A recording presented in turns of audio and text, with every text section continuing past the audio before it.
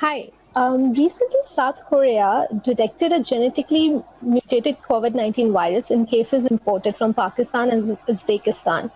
What could you tell us about the mutation? And is there any evidence that these mutations are the reason behind low mortality rates in both these countries?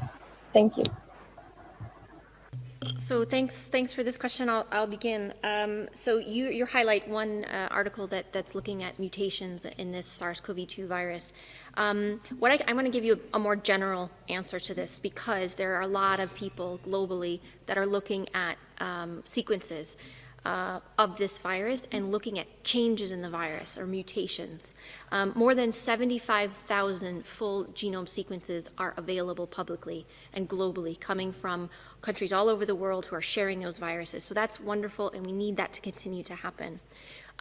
What we have done as an organization is we have utilized and harnessed the expertise of laboratorians and virologists and people who study specifically coronaviruses and specifically study mutations and changes and what that means to work with us to help us disentangle what all of this means.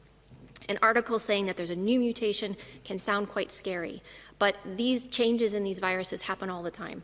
There is a change in this D614G mutation that is something that has been circulating since February. It was first identified in February, and this is the predominant strain that is circulating in Europe and in North America, and it's come back into Asia again.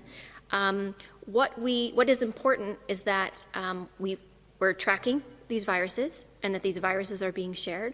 And what we're doing with the working group, a special working group that has recently been formed, we had been discussing this in January, but we specifically formed a research group to look at each of these changes, each of these mutations, to say which one is important, which one means that the virus could potentially behave differently, and then how do we study that? So it isn't just identifying that there is a change, it's actually looking to see, does this mean that the virus is behaving differently? And so those are very important studies that need to be done.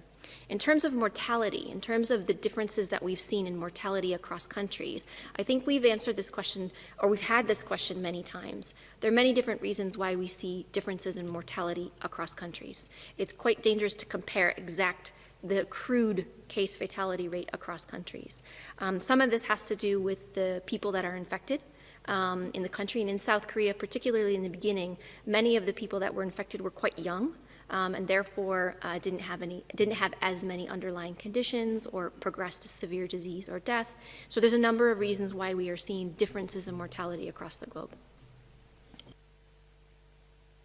Thank you very much, Dr. Van Kerkhove. The next question